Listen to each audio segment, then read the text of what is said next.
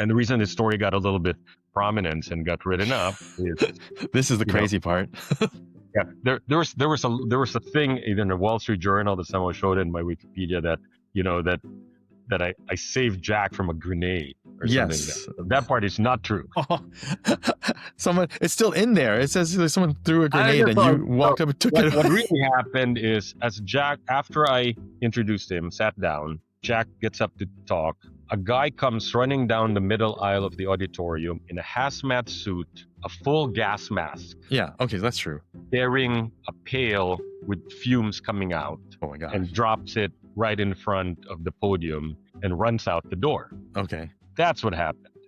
Today, I'm honored to welcome Manny Maceda, the worldwide managing partner, former worldwide managing partner and CEO of Bain Company, but now chair of Bain Company. Manny was born in the US, but moved to the Philippines and came back for school. He's been guiding Fortune 500 companies, through transformation for many years now. What makes Manny's story especially inspiring is not just his leadership at the top of Bain, but also his journey as an Asian American breaking barriers in global business. Thanks for being on the show with us, Manny. Hey, my pleasure, Dave. Always great to see you, and happy to be here. Thanks. So, Manny, you were born in Boston when your dad was at Harvard Law School. Is that correct? Yeah, that's why some of these topics are close to my heart, right? I'm a birthright citizenship 14th Amendment baby. My dad was in grad school as a newlywed, and so I was born there, but obviously he finished and we went home when I was 5 months old. So I technically could get an American passport, although I would not get one for another 18 years. And then was raised in the Philippines. So that's sort of those are my background. Although I would try to get one 18 years later for circumstances we can talk about too.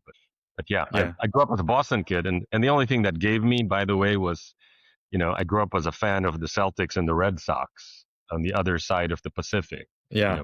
When you could only follow them through a Sunday TV game or the stats on the paper, just because I happened to have a Boston passport, a Boston birth certificate, not yet a passport. Birth certificate, yes. And your dad was a hardcore like Red Sox Celtics fan as well? Yeah, I grew up, he would tell me, hey, I took you as a baby to Fenway Park, and the great Carl Yastrzemski, who was his favorite player, hit a home run, et cetera, et cetera. So I did end up playing baseball through Little League, Pony League. Oh, cool. I'm a future Red Sox, but anyways, kind of straight on the other side of the world. But that's awesome. And your dad, Ernesto, would go on to become a senator when you moved back. And I read that you wanted to be an astronaut growing up. I think partly. Oh, my dad had been a senator in the pre-dictatorship Philippines. Because in 69 to 71, again, some of these are echoes of what's going on right now. The Philippines had was a carbon copy of the U.S.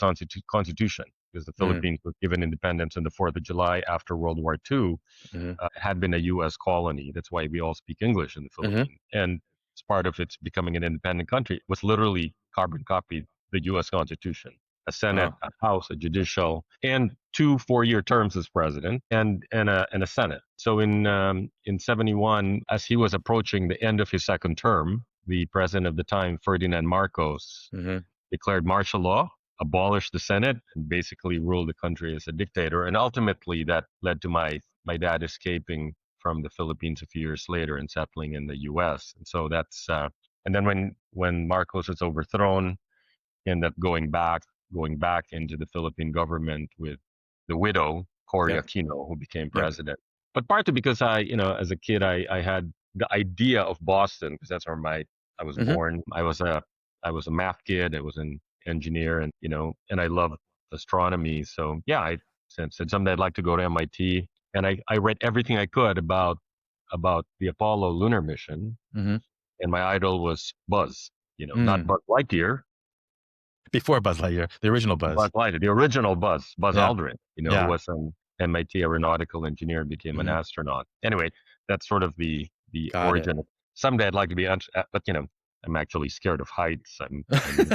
I get dizzy easily, so that was never in the works for me to actually do anything.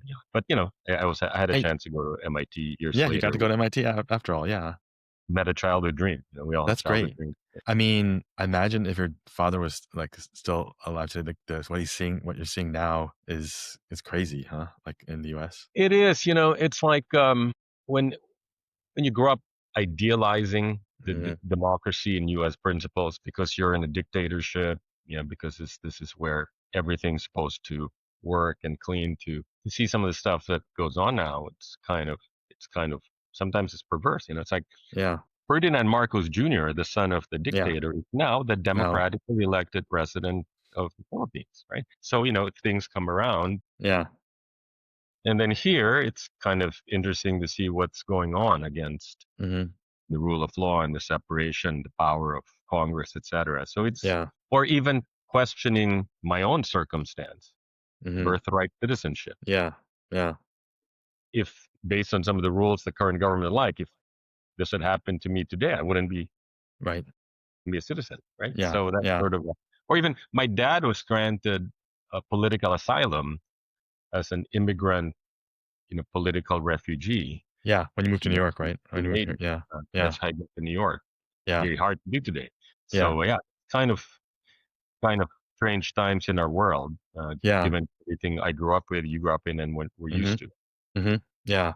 No, I mean, it's been a lot, but you managed to come back. Your dad managed to come back to the States, New York, became a Mets fan. I don't know how you go from a Boston fan to a New York fan. But if it's close by, if Shea Stadium's close by, Well, better but than a he Yankees fan. when he escaped from the Philippines and settled in New York, and had to make a living, and he was still a sports fan. The reason he became a Mets fan is because tickets were much cheaper than Yankees.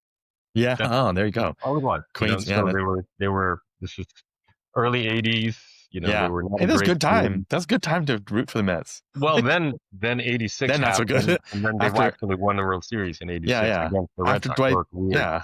Dwight Gooden, Darryl Strawberry years, those are good times. Yeah, But then, remember those are great years. then And not so good years for many years after that. but then by the time I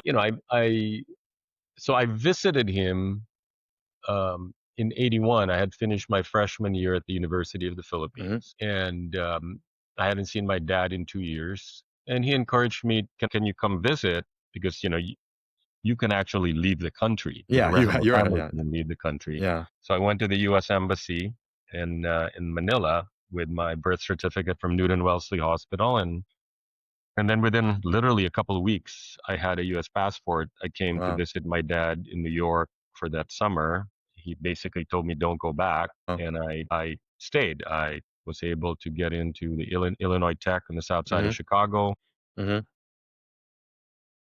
which is interesting school. It's actually I was there earlier this year doing a commencement speech, and it's Yeah. majority black and Indian, Yeah.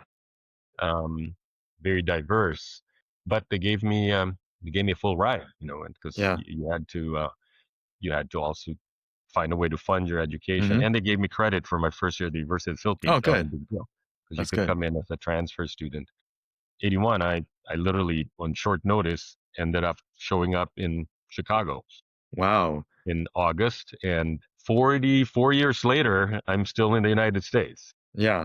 Most of us have, so I'm sort of first immigrant stories, how we Yeah. got here. Mm. I probably had a little bit of the benefit that I could come here, Yeah.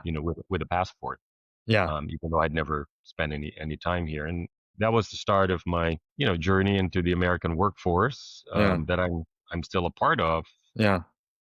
44 years later. I mean, that's an amazing story. Like you wouldn't, if you weren't born in Boston, your dad was at law school. I mean, you were able to get that passport to come back, but you came to visit your dad, and you ended up staying. Like this was not even expected. Your dad told you to stay, and you stayed and went to Chicago. I mean, As parents, we all yeah, want better lives for our kids, and so the fact that if I could stay, and I think the benefit also of having the passport, I could yeah, get a financial aid package that was yeah, some scholarships, Pell grants, yep, loans, yep, work study programs. yeah, My dad was, very low income, and we yeah, didn't.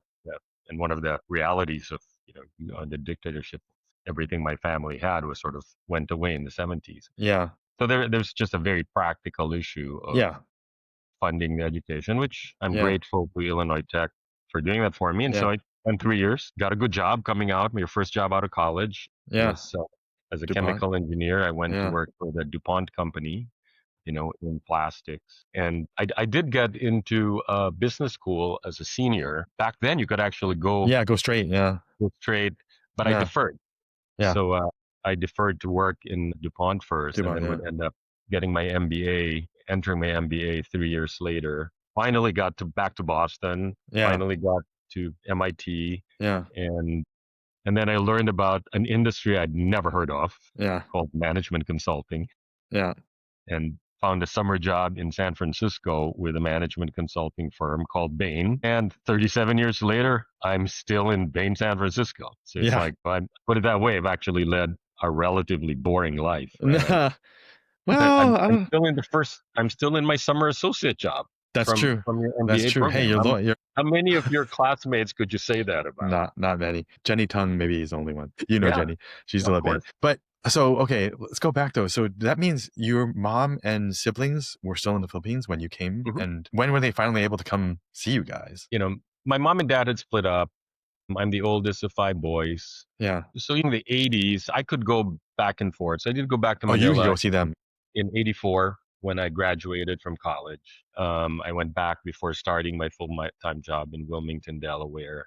Yeah. Then and then Marcos ended up Yeah. getting overthrown by Yeah. 86. Yeah. So after that, you could easily Freely move go. Got it. back and forth. 3 of my 4 younger siblings ended up coming to the U.S. for graduate school, Oh, graduate okay. degree. So I'd see them, and but also you also pivot from your family is your parents and your siblings to Yeah. you get married, you have Yes. kids. You have your own family. Yeah. Yeah. Lyra and I, who started dating seriously when I graduated, Yeah. she has a very similar background to me, by the way. She's from Manila. She happened to be born in Boston when What? her dad was in grad school. She went home when she was 2. Oh my gosh. We knew each other a bit in high school, and then when I was going to grad school at MIT, she also decided to go to grad school first Huh? in Georgetown and then to the Fletcher School at Yeah. Tufts. Yeah. And then we got Both married there. in 88 and said, okay, um, like most uh, first generation, you're always potentially torn. Yeah. Do you go back, right? Yeah. Yeah. You have loyalty to your country of Yeah. citizenship, but you also have loyalty to your country of heritage. And there's a thing Mm-hmm. called the brain drain and reversing that. Mm-hmm. Mm-hmm. But we went through all of that and ended up essentially choosing to To stay. stay and live our Yeah. lives here and raise 4 Yeah. kids in the Bay Area. Yeah. And the small firm I joined with 5 offices Yeah. and Got pretty really big. 300 people Yeah. grew up, Yeah. and I was fortunate enough to have There. a career where I could be part of Yeah. that growth and also contribute to its growth. So Yeah. No, that's great. And so what was it like growing up? You grew up in the Philippines and you end up going to school in the south side of Chicago. I mean, I imagine it was it as rough back then as it is? it was, it's like that's why I've always had you could say I've probably had a deep appreciation for Mhm. issues around race, diversity, being other. Partly, Yep. because if you grow up in the Philippines, you're the majority. Yeah. Yeah. You're not the other. It's a diverse community in some ways. It's Spanish heritage. Mm-hmm. It has this American overlay because it was a colony. Yeah.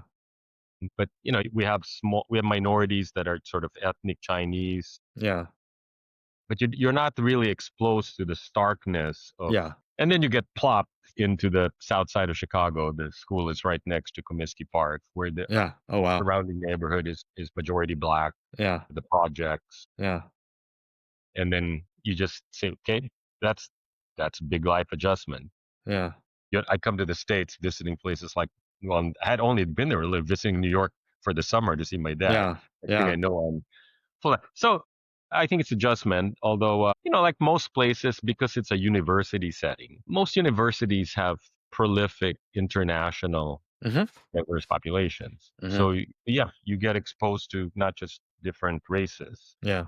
from people from different countries. Countries. Yeah. And so that was my adjustment was, and then because I had to work to help fund school, I would Yeah. take my summer job was working in a refinery. I was a chemical Oh, engineer, chemical engineer. Yeah. and that was a different environment. Where was that? in Lemont, Illinois, for Unical Corporation, Union Oh 76. yeah. So that's, I don't know where that is, but that sounds like it's in the middle of nowhere. It's like probably 50 minutes southwest of Chicago. Oh, okay, Halfway not too between far. It's the Chicago. burbs, So it's not Chicago too suburbs. far. Yeah. And then my part-time job during the year was Fortran and COBOL programming Oh, okay.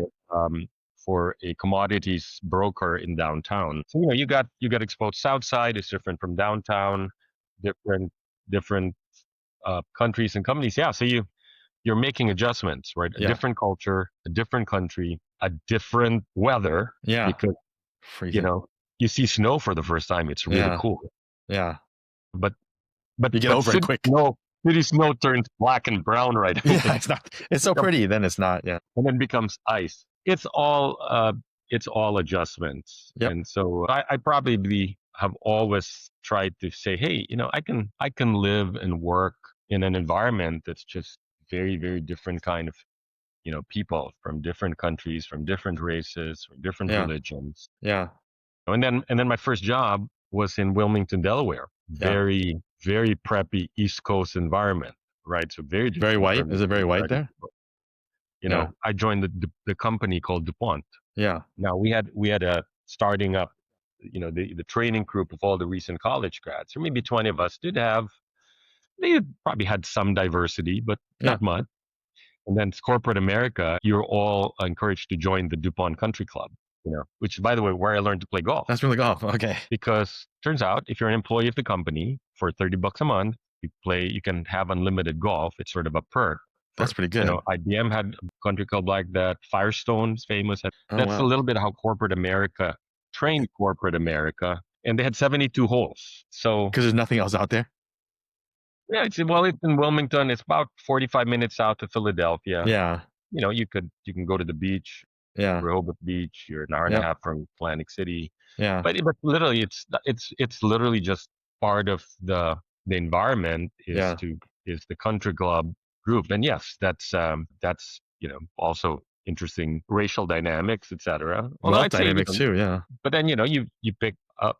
I picked a skill that I've now enjoyed for 40 years. Yeah. Right? I still play golf now. Yeah. So that was fine. And then from DuPont, it was a 3-year program, formal corporate training program where you rotate across different functions. It was a year in the lab, developing different kinds of plastics. And then they send you out to a year in the field. I got sent to Detroit, which is, I get having been a Southside Chicago. Yeah. But then as basically helping design and sell plastics into union plants. Car manufacturing? It had some components that had a little bit of scariness to it because I remember my well, this is around Vincent. This is around the Vincent Chin time too, right? Yeah, it was a few years after, so it would have been about 1905. Yeah, I got sent to Detroit. This was a couple years after Vincent Chin, and my boss, Irish American guy, said, "Okay, Manny, you're going to go into GM plants. You're going to go into Ford plants. I want you to be safe. I want you to." So yeah, that was sort of and then it wasn't just the racial dynamics; it's union dynamics. If I made a mistake of touching something, as the DuPont rep, I could be written up because you're violating. So yeah, so that was sort of that was my second. And then the third year, you get back to Delaware in product management, in one of in the corporate buildings. And then most of us, the sad thing about a program like that is probably half of us at that point left to get our MBAs. Well, they design it's kind of like the Bain AC program. The people are going to go to MBAs. A little bit, it's just, and so you want some of them to stay, but end up. And I had already pre-committed 3 years earlier to go to MIT anyway. And that's right. You deferred it. If you don't come, this is your last chance. Yeah, last deferral. You'll have to reapply. Yeah. So then take the GMAT again or something. I don't want to take the GMAT again. It's like, I had a decent score when I took it. You get dumber over time. So yeah. So so then I moved to Boston. Yeah. Well, so this whole got engaged that same year because my wife went. That's right. She came over Georgetown, which is only an hour and a half from Wilmington. So that was you were close to. That was sort of a way for us to really spend time, So I kept driving down I-95 most weekends with a radar detector. to Remember DC. those radar Yeah, yeah, detectors? yeah, yeah. My dad had one of those. They help you That on light up on the thing on the board. Yeah. they line up. Slow No, down, slow down. red, yellow, green. Like this is a cop. Exactly. We're dating ourselves, man. Yes, I know. So this is interesting because I feel like hearing this. I mean, you probably, I imagine you had experiences of racism in Chicago and Detroit and maybe Delaware too. And whether it be microaggressions or otherwise, you had to adapt so much. I mean, a lot of that I meant, and then going from the Philippines to New York to Chicago. I mean, throughout your Bain career, adapting to markets shifting, different companies, like all the things happening. You grew up having to adapt a lot in a lot of situations. I do. So so maybe that's part of why I've probably not let it bother me that much. Mm. And I've always felt um, I've tried to always put myself in other people's shoes, and I've seen every flavor of it. Right? I Mm-hmm. mean, I'd argue, hey, yeah, I've been recipient, sure, like all of us, I've been Yeah. recipient of overt racism a few times, but Yep. not that many. Maybe Mm-hmm. 110. Mm-hmm. I've also seen an environment here in the Philippines where my own family members will make same comments, because Mm-hmm. it's not just white versus Asian. Yeah. It's race to race. It's Indians to Yes. Pakistanis. It's Yeah. Koreans to Japanese. Yeah. It's Yeah. different kinds of Hispanics or different kinds of Yeah. Hispanics. So it's like I sort of just my instinct has always been, let it bounce off if it Yeah. happens. Treat diversity as a strength, not a weakness. Mm-hmm. Mm-hmm. And the fact that I have lived, Yeah. Detroit You met so and many people. Yeah. outside of Chicago Yeah. and Wilmington, Delaware, Yeah. And Boston too. and Yeah. and Boston. But again, university business school Yeah. settings It's a are a little, bit of a it's cocoon. sheltered. Yeah. They're bubbled. Yeah. Well, Yeah. especially when I went to MIT, we were a small program. We had maybe 200 in that school. 50 were from Japan, maybe 40. Yeah. Literally, the single largest Yeah. group were Yeah. the Japanese people who were going to go back to their companies. Yes. Yes. Yeah. So I've always, and we've gone through such a long period in corporate history where understanding Asia is actually a benefit. So, from my vantage point, I always viewed, and obviously Asia is a wide tent, Filipino versus Chinese, etc. Mm-hmm. But I always felt in most situations I was in, Asia was an important market. Mm-hmm.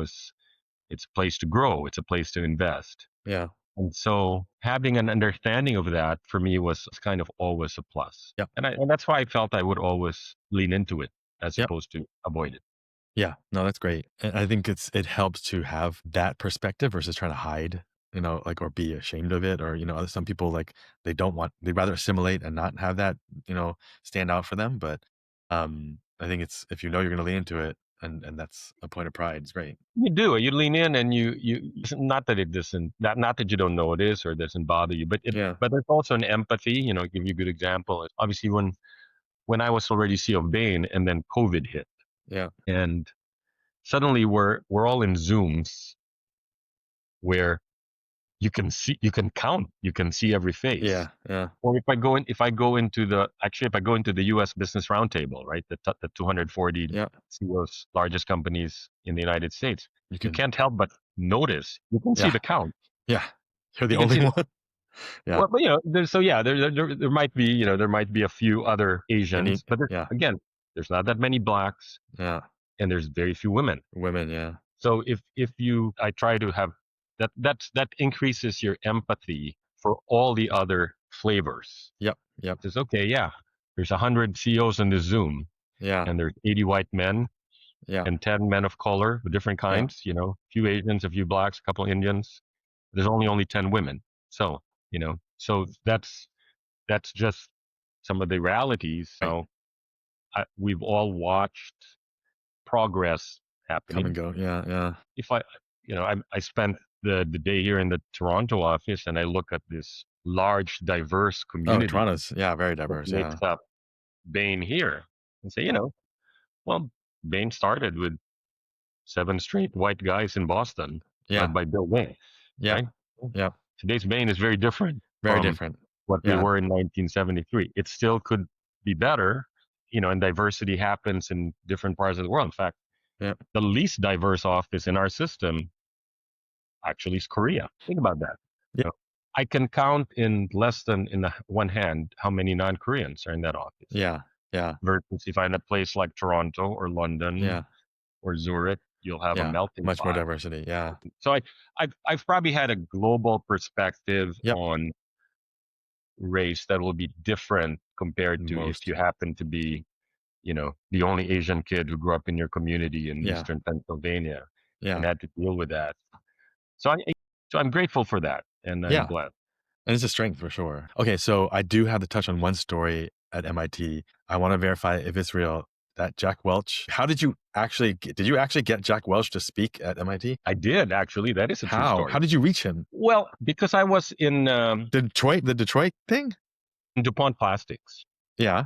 And that was my business. Yeah. And people probably don't know this, that Jack Welch's business when he was coming up through the ranks of GE was high performance plastics. Oh, so it was the same thing that Jeff Immelt also went through the same group. Well, that's part of the story. Yeah, okay. That is an interesting part of the story. So Jack was a PhD in chemical engineering. He came up through the ranks through GE Plastics. GE was a diversified conglomerate. And so as GE's direct competitor, actually, the first headhunter call I ever got was actually from GE Plastics. And in business school, I wrote my thesis on Jack. So, back in the day, we had to write a thesis to graduate in business school. Yeah, we didn't have to write anything. But these kids don't have to do that anymore. Yeah, we barely had to write essays. Yeah. So as part of the student government group that was leading the school, we always invite. Yeah, it still happens today. That's why I always generally try to accept when people invite me. Thank you. Try to invite respected CEOs, and GE was the most valuable company at the time. Jack was the iconic CEO of the time. So I literally just wrote him a letter inviting him, explaining why I admired him and my history in DuPont Plastics, competing with GE, the business unit that he had built. And he was gracious enough to accept. Wow. So then, we had Jack come speak, and as the student host, it was very cool because then, a few of us had lunch with him before. I got to introduce him to the campus in our auditorium. Yeah. And the reason this story got a little bit prominence and got written up is this is the crazy part.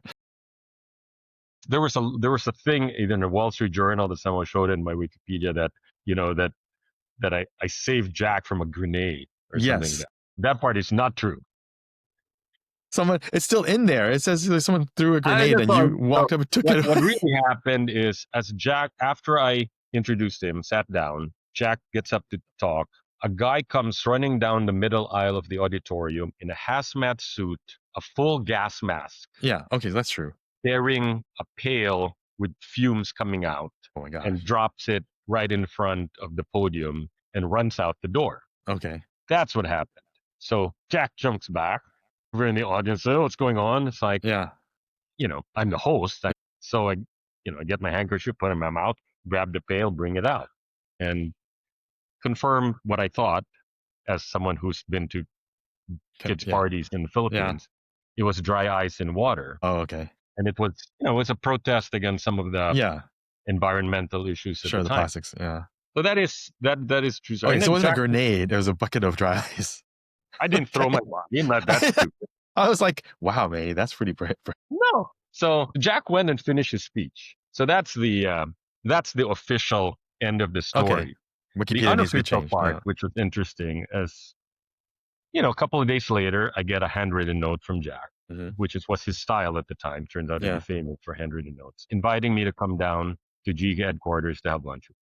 So the following week, I took a train from Boston down to Fairfield, Connecticut, and went into Jack's office, and he showed me to his personal lunchroom next to his office. I learned about how corporate America works. Yeah. And in his lunchroom was a table 4, 2 other guests, a waiter in a tuxedo. This was next to his office?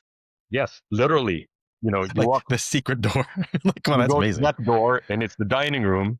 Wow. And he said, okay, here's the deal, Manny. Have lunch. Here's 2 guys. I want you to spend the afternoon with Tom. And then tomorrow, if you can do it, or we'll schedule it next week, I want you to spend tomorrow morning with Jeff. And I just want you to follow them around. And then you tell me, I'll give you a call end of day tomorrow. You tell me who you want to work for. That is a true story. And you didn't come down with, like, you weren't looking for a job or anything. This was in the spring, so I had already finished my Bain recruiting, your interview. Yeah. summer internship. Yeah. And I'd already committed to go back to Bain San Francisco. So Okay. I was not in the job market. I was not recruiting. It was probably February, March of your final year of business school. Yeah. And Tom ended up being Tom Cusack, his head of strategy and M&A. Job I figured out that afternoon was basically to put a value in every company in the Fortune 500 and to continually assess every part of GE and decide who he wants to buy and who he wants to sell. You know, GE was constantly churning the portfolio around number one or number two. Yeah. And then I did go to Pittsfield, Massachusetts the next morning and followed the chief marketing officer of the plastics business for a morning. An HBS grad named Jeff Immelt. Wow. And then, so that afternoon, I had to call Jack and turn down Jack's offer. Explain that. Was he? No, he said, I get it.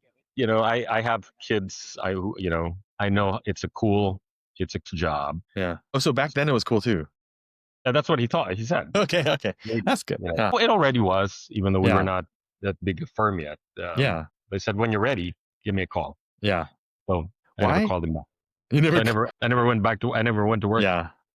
My career at Bain turned out okay. So I never. It turned out okay. But that's an incredible story, though. That all started from inviting letter for any MBA students who write letter. Watch this. Write a letter, who knows, they might come, write a letter. These days, probably it's Jensen or, Yeah. I mean, it's true, though. That's how I'm friends with Jenny Ming because during business school, I needed to do an interview and she had started Old Navy and she said yes. And she told me later, she's like, I get asked for interviews all the time by women, but you were one of the few men that actually asked me. So I said yes. I was like, oh, that's great. But she always felt like she wanted to help students out. So I think people have a heart for students. I do my best, and you're right. Now you and Jenny and I, we get a lot of requests, and so so it still takes.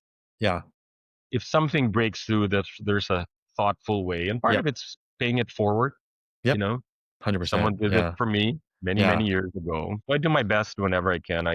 To talk to school. That's a little bit part of the job I have now. Yeah. So when I was an undergrad at Wharton, I you start studying for case studies like freshman year, like your summer, like you're not like other schools. You are trying to get consulting investment banking jobs right away, internships. And I was prepping for that. And, it became my dream to work at Bain in San Francisco. Like, how did you know you wanted to go to San Francisco? Because you hadn't was it you just visited during, how'd you pick that office? Because you were already in Boston. You could have been.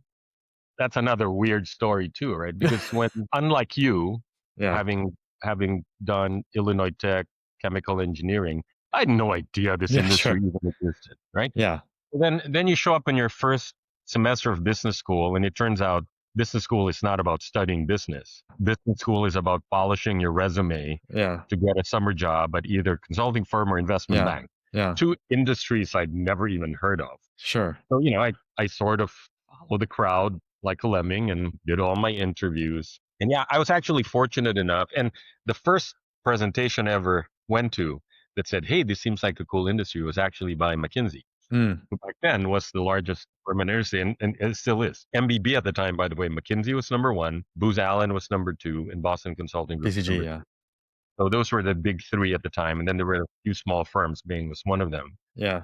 So I went down the interview process and then I was fortunate to get offers from McKinsey and Booz. Yeah. And then I did get an offer from a couple of small firms too.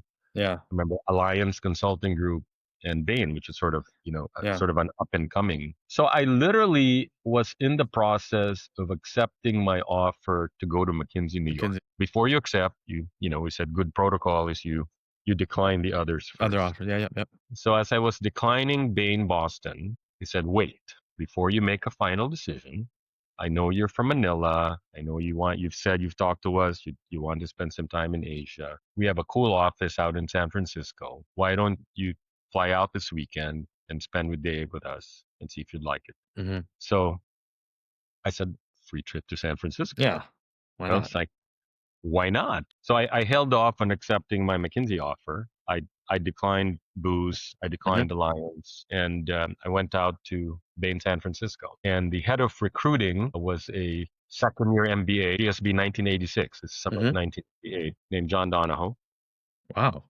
The partner who was overseeing it was also Stanford undergrad, HBS, named Kent Theory. And basically, the two of them convinced me, come here instead of there.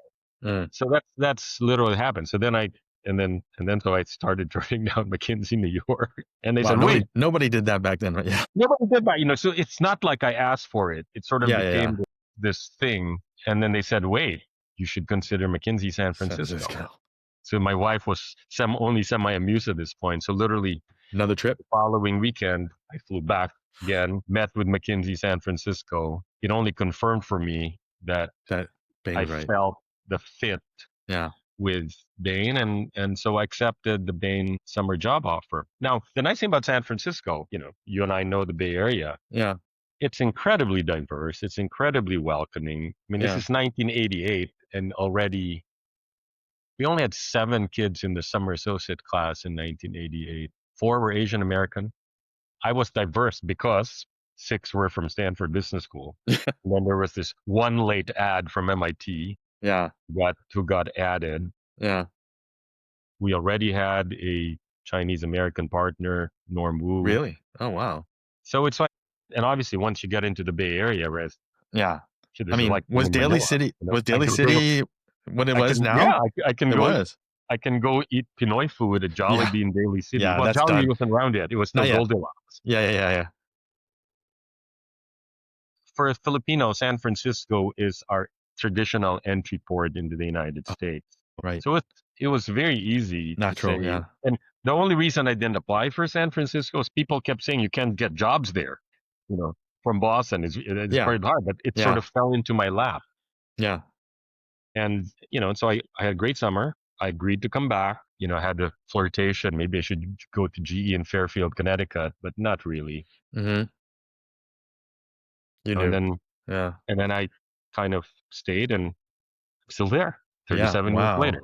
San Francisco's. And the firm grew up. The firm became global. Yep. That second year MBA, who was my day-to-day supervisor running the summer program, John Donahoe, he became the worldwide managing partner of the firm. By the way, his new job is the head of Stanford Athletics, as you probably heard. Oh, is that? Yeah, that's right. That's right. He went on to be CEO of eBay and Nike, right? Yeah. And he's now the director of Stanford Athletics. Yeah, not too bad. But, you're one of the lessons, too, is, people like John, who became close friends and mentors of mine, you don't need to have all your mentors be people who look like you. Yeah. Or of the shared heritage. There's always things you can connect with. Like I remember, remember even when he was my first supervisor, going to the baptism of John's son. Because one of the things you connect. Well, we're both Catholic. We're both family oriented. We both like sports. So there's things you can talk about with Norm. There's things like with John. With Lisa. So it's especially. It's not like the really other Filipinos. Right. Yeah, that's true. I mean, so like now I look and find the other Filipino leaders. Like I just became a Bain managing partner. Well, Tony Alvarez started and founded a firm. Alvarez and Marcella. Yeah. I just spoke to them recently. So yeah, like wow. So Tony's been a mentor to me. He's more of a contemporary of my dad's, but he built a great firm. So we find each other. Or Sheila Marcello, who started Farms, now doing Ojai. Or Gil Quinones, who was CEO of ComEd, or Kristanko, who was COO of 7-Eleven. Yeah. And then you have these broader communities. Yeah, I know the other Filipinos, and then the other Asians here, like Sue of Kimberly-Clark, or Joe Bay of KKR. So it's become nice to say you can be part of many different communities and trying to look for common experiences or common interests. Yeah, I mean, I think it's clear that you were a mentor to many too. I mean, would you say that John was he a formal mentor because he was your supervisor? Did you have other formal mentors? I mean, it sounds like Tony Alvarez was, but did you have other formal mentors? Yeah, I think mentorship is it can be formal. Good companies, my company is considered, Yeah. a best place to work. Yeah. You need to both have formal institutional so that nothing falls through the cracks. Yeah. So there's always going to be assigned mentors, but the best evolve organically because Organically. Friendships and personal fit, connections. personal Yep. interest, and for me, the best mentorship relationships are two-way, Mm-hmm. and that's sort of a Yeah. that's sort of a big insight. And actually, Kent was the first one who taught me that because literally, can you imagine on your first case as a summer associate, you go to a client halfway through your summer, and you're one of several team members, and you make a presentation to the CEO of Baxter Travel, like in Pradesh. Mm-hmm. Um, yeah, but you're one of five people presenting different parts of the outcome. The first is done by the partner, and you're the kid who does a middle important part. So of course, at the end, Manuel, let me sit you down. I'll give you some feedback. You value that. That's a direct supervisor. Mm-hmm. Here's a couple of things you did very well, and here's a couple of things you can do better. It would be a gift to me because you also saw me. He's a partner. I'm a summer associate. What are the two or things you thought I did well, and what are the two or things you thought I would do better? Mm. Got a trick question. I'm like, No, but it was legitimate, and so I stepped up. I gave it, and that's for me was sort of a sign that mm. we learn Mm-hmm.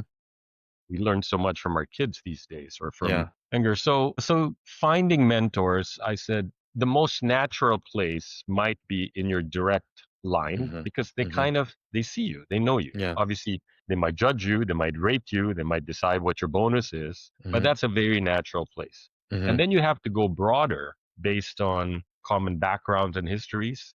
Mm-hmm. That's where obviously many women would like to be mentored by senior women, but you shouldn't limit yourself. You might find them. Some of my best mentors I found from clients. Oh, wow. So John is still a mentor to me today, but Yeah. but it's two-way. Yeah. Saul Trujillo was a Mexican American CEO of US West Mm-hmm. when we took great pains, and I saw him mentor not just Latinos. He Mm-hmm. wanted to mentor women. He wanted to Mm-hmm. mentor me. Mm-hmm. I wasn't even a partner. Manny, trust me, I'm a very sophisticated buyer of consulting. I think you could be a partner in your firm. Let me help you. Yeah. Yeah. And then sometimes then you find outside the industry. So when I first, started talking with Tony, obviously he was already starting Yeah. his own firm, Yeah. Alvarez and Marsal. Marcel. Yeah. Yeah. And so I said, okay, this is like a Bill Bain equivalent. Yeah. Bain's a bigger firm. They're Yeah. not exactly the same, but he was always incredibly Mm. generous Yeah. with his I've heard. time. Yeah. If I can do that for others, that's back to Yeah. the pay it forward Yep. mentality. Yep. And you want people to see you through. Um, there is value in longitudinal perspective, Mm-hmm. right? Because often you're looking for coaching, which is a very narrow term, versus mentorship, which is a broader term, at meaningful inflection points in your life. Mm-hmm. Mm-hmm. You know, I'm changing jobs. I'm Mm-hmm. getting laid off. Mm-hmm. I didn't get the promotion I wanted. I want to move. Mm-hmm. But often, the best is when they see you longitudinally. Mm-hmm. Because giving advice to someone in their 30s is very different to giving Mm-hmm. advice to someone in their 50s or 60s. Mm-hmm. So I have such appreciation for those who've already been through, and the conversations I'll have with Tony or with John. It's like, Yeah. he said, John, yeah, John was CEO of eBay and Bain and Nike. Mm-hmm. He just took a job as the head of the athletics department Yeah. of his university, and he's Yeah. so happy. And Yeah. he's such a perfect fit for this Yeah. stage in his career that he can both add value to Stanford, his alma mater, that it's 5 minutes from his house, and all his kids and grandkids are in the Bay Area. Yeah. That it's in sports, which is a Perfect. Yeah. business he knows and understands. Yep. Yep. So we can have dialogues about what do I do next, right? Even Yeah. me, right? As you said in bidding, I'm not CEO anymore. Yeah. Even my own life transitions Yeah. now. Besides I took a job as non-executive chair at Bain. I just joined two boards. One of them, Stryker, is a global medtech. Mm-hmm. Indian, Canadian, American CEO, Kevin Mm-hmm. Lobo. Every product they make is relevant to old men like me. Medtech. Yep. hips, knees, stents, Yep. endoscopy. And then I joined the board of the large conglomerate in the Philippines, the Ayala Corporation, which for me is a chance to Yeah. give back to my homeland Yeah. and go back to Manila more often. So those are Mm. ways, our careers evolve. You ever want to chat about what you do next besides being a professional podcaster? I was like, doesn't pay the bill, so I'll have to ask you. Thanks. Well, that's the issue, right? Because at some points in your life, paying the bills is a part Yeah. of the equation. Yeah. But there could be times in your life, Yeah. and I see this with many who are going through Yep. where you don't need to pay the bills. So then it's in some cases it's about, well, how do you give back what you accumulate, Yeah. or maybe how do you just preserve what I have so that I don't have to add more. And Right. all of these are important factors in Yeah. deciding how we want to spend our time The time. and how Yeah. we The want most to valuable allocate asset. our energy. That's right. That's right. Yeah. I mean, it's, and, just hearing from you now and how important, like, culture is to you. I mean, during your leadership, you doubled the size of Bain and you had experienced double digit growth. I mean, you had more than almost 10,000 digital projects. You grew the ecosystem to 700 partners. I mean, you kept growing the business, and then you added, not just on the digital side, you expanded the sustainability, the pro bono side as well, which was amazing. $1 billion in pro bono consulting. I mean, that's huge. I know you were on the board of Bridgespan too, but you doubled down Asia Pacific region with Arc Blue acquisition.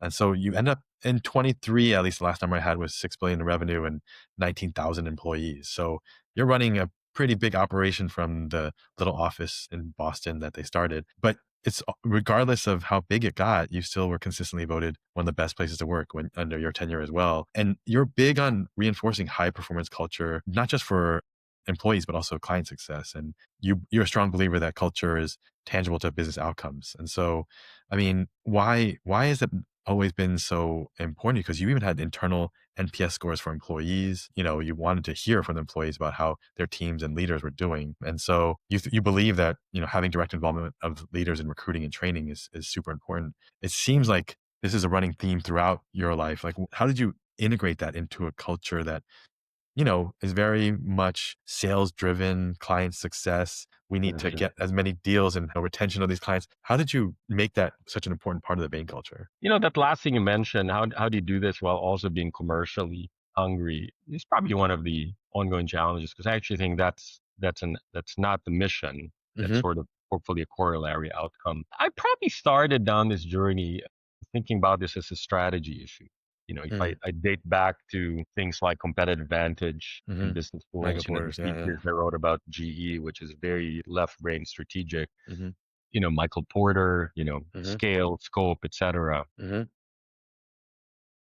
I probably always had this pet theory that if you could, that culture is a more sustainable Mm. differentiator Mm. because it's harder to explain. You and I can say exactly what it is. Yeah. It's hard to build, but once you build it, it's hard to copy or Mm-hmm. replicate. Mm-hmm. And there's in the evolution, most people who join the consulting industry or any professional service industry that might say, hey, this is not a real job, Mm-hmm. because I'm going to do this for a couple of years until I get a real job. Mm-hmm.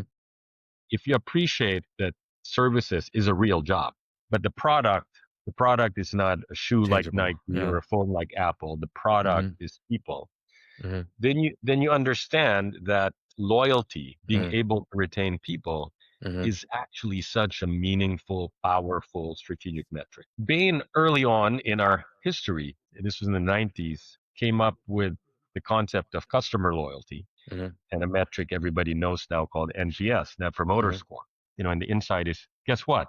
Customers who hang around longer are more valuable Yeah. than ones who are transactional. And so, but for us, we found that if we wanted to differentiate based on customer loyalty, and we call customers clients, it probably starts with our people better stay longer. Mm-hmm. So there's sort of almost this reinforcing analytic logic that says talent loyalty is actually a way to win. Mm-hmm. Talent loyalty is a way for us to beat scale. Mm-hmm. Because for as long as I've been around, McKinsey's been larger than us. Yeah. Yet we outcompete them. They outcompeted Yep. them for me, Yep. because somehow if you can figure out how to get people to be, because they want to be part of your culture and not just join, but they want to stay, then it's actually a magical force. Yeah. And so the whole thought process I had when you could incubate and develop these thoughts when you're going through the ranks of, but then when you have a chance to be the CEO and you put it suddenly, let's put it all. Mm-hmm. I wanted our culture to be really something that, yeah, people will want to work here and people want to get better here and people will want to stay here. Mm-hmm. Especially since I knew we would do stuff that was not comfortable. Yeah. We had never bought a company. Mm-hmm. Arguably the world's preeminent M&A advisor. Yeah. Never grown inorganically. Yeah. Because we're always fearful people that we acquire will The not culture adapt, fit our culture. integrate. Yeah. So, well, let's just figure out how Yeah. they do that Yeah. in our screening and the integration. We started hiring people with different backgrounds. So it became a fully reinforcing system that if you're solving for a loyal talent model, you have to have a very strong culture that attracts people, Mm-hmm. develops them, and has them want to stay. And so something as arguably related to this as diversity Mm-hmm. makes you stronger. Mm-hmm. Not just traditional demographic diversity, Mm-hmm. gender and race, but diversity of backgrounds, diversity of thought, Mm-hmm. diversity of skills. Mm-hmm. So that's sort of something I really believe in is the secret sauce Yeah. to this firm. Yeah. And firms that have been able to do that, can withstand and survive Yeah. and downs. And right now the world is throwing lots more, Yeah. sometimes it's throwing massive tailwinds like 2021 when there was so much funding that the government but suddenly you're in 2025 and you have other challenges in the world, Yeah. to have a strong culture will help navigate that for sure. Yeah. No, I mean, I think most people don't like your results show, like, I mean, the growth has continued and the culture has kind of proven itself out. And I mean, in terms of kind of seeing you as a leader, I mean, they're very, you're the first Asian to fill the seat. I mean, honestly, the first non-white male to lead Bain as the worldwide managing partner director. McKinsey had an Indian managing Well, partner. Raj has his own, but I'm sorry, at Bain, you were the only one. Yeah. But there are very few Asian leaders of global services firms, professional global services firms, like anywhere. I mean, Raj Gupta was at McKinsey prior to his shenanigans. He was one, but you don't see very many. I mean, Ori Kadish was your chair for 30 years, but usually in banking, consulting, private equity, it's rare to see someone that looks like us at the top. I mean, yes, there's Joe Bay and some others, but more often than not, it's not the case. Like you had to be voted. I mean, a partnership had to vote you to become CEO. Is that right? Is that how you become CEO? Actually, no. I think I don't know if that would have made a difference or not. Yeah. Our electoral process is actually unique. We select 5 electors called the nominating. It's like electoral college. You look okay. You trust There's them 5. to. Yeah. Imagine at the time of my It's like a selection, board. we probably were 700 partners. The last year of my predecessor, probably about 700. Yeah, but we picked 5, and those 5 run the entire process and pick. So it's like a board. And they might poll people. What do you think of Manny or exec? But nobody knows who the candidates are. Yeah. Not even the candidates know who the other candidates are. So they just pick out of 700. There's not like you. I'm running No. for. They invite. Yeah. Probably 4 to 6 people into the process. They run interviews. They said, Manny, would you throw your hat in the ring? So it's kind of this weird process where you come into the room and you see 5 of your friends and you've given them a pre-read that's not that dissimilar to my business school thesis because it was 38 pages long. Yeah. This is what I would do if I had a chance to be managing partner of the firm. And they're talking to around 4 other people who are also your friends. Yeah. But you officially don't know who they are. Oh, yeah. And at the end of the process, they tap you on the shoulder and says, Manny, would you be our managing partner? Now we send it out to the partners to vote. Wow. And the answer is... So there is you get selected as the only candidate and everyone votes yes or no? Yeah. That's our process. There's no losers. That was sort of back to the Jack Welch, remember when Jeff Immelt won it and someone and other people went, Bob Nardella. We don't have losers in our process. So they... Well, you lose if they didn't vote you through the partner. I don't know that anyone's ever gotten less than like 95%. Okay. So it once doesn't happen. Got it. And obviously I recognize that my predecessors, were 5 white men. Hmm.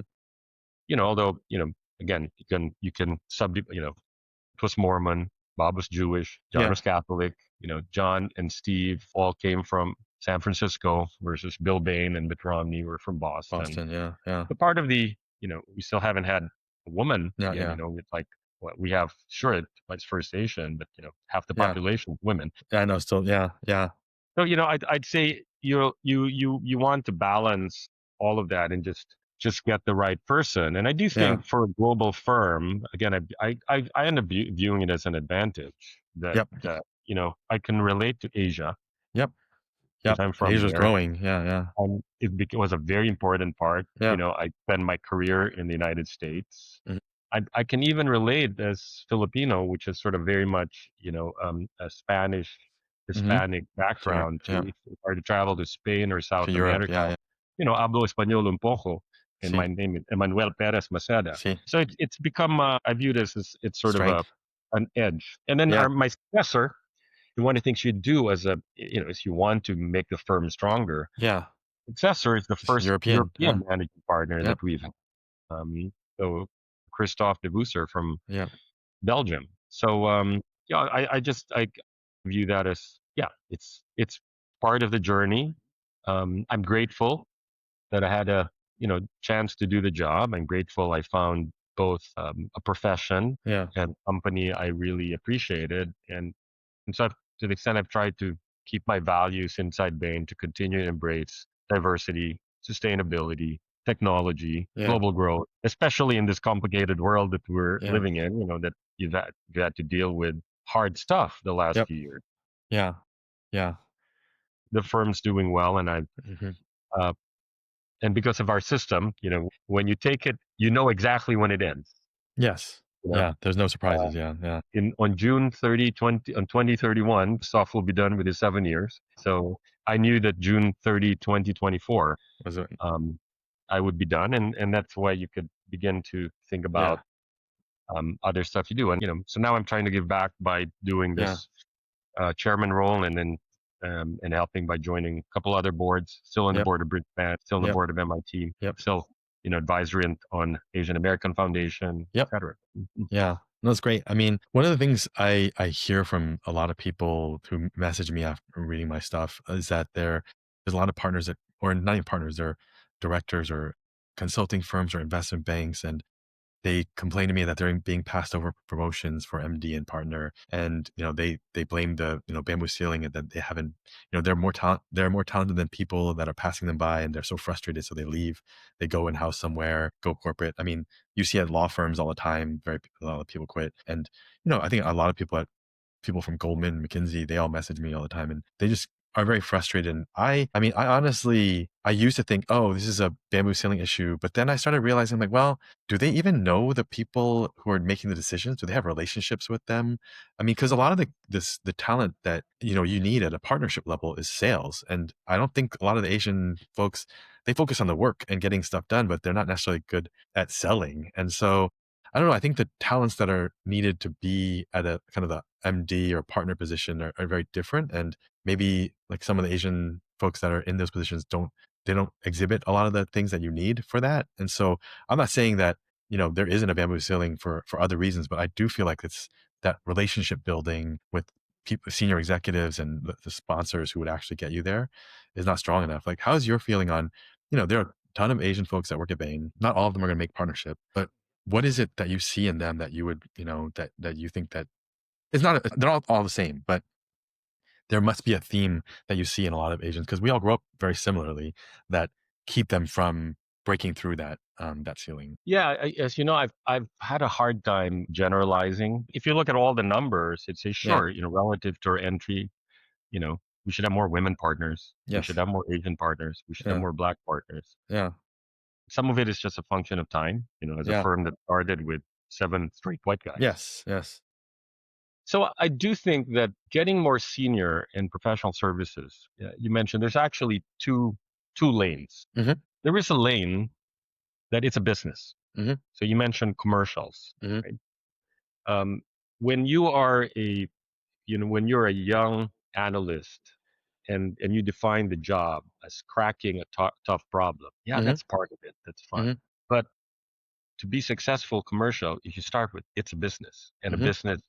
a business needs revenues, Yeah. a business needs growth, a business needs customers. Yeah.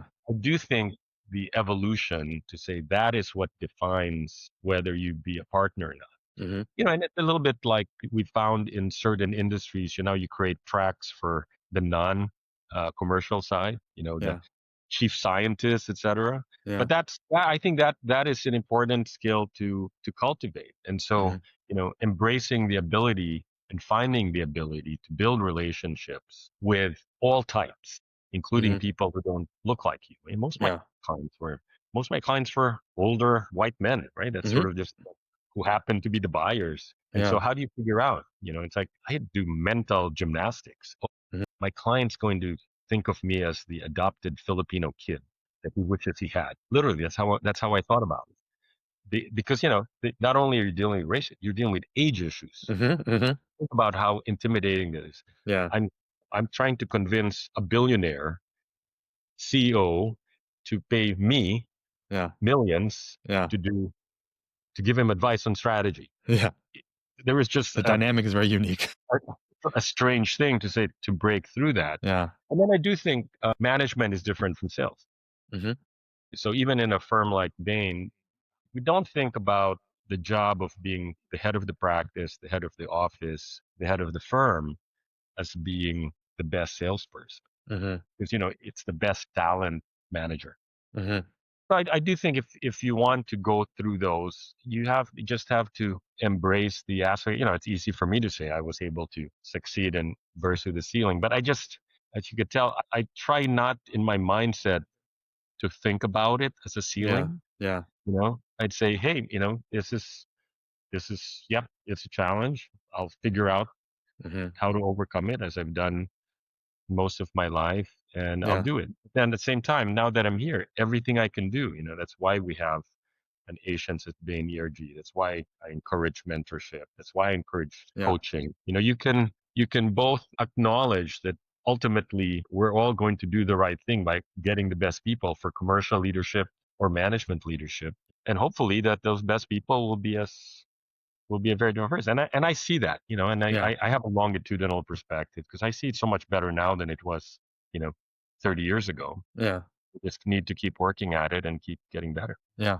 No, that's great. I mean, do you have any advice for, like, what would, if you were to give advice to an incoming AC graduating from college right now to the San Francisco office, like, what would be your one piece of advice or wisdom for their career? I'll give you, one piece of advice always helped me is always think, think full potential. Think when I say that, think like the CEO of the company.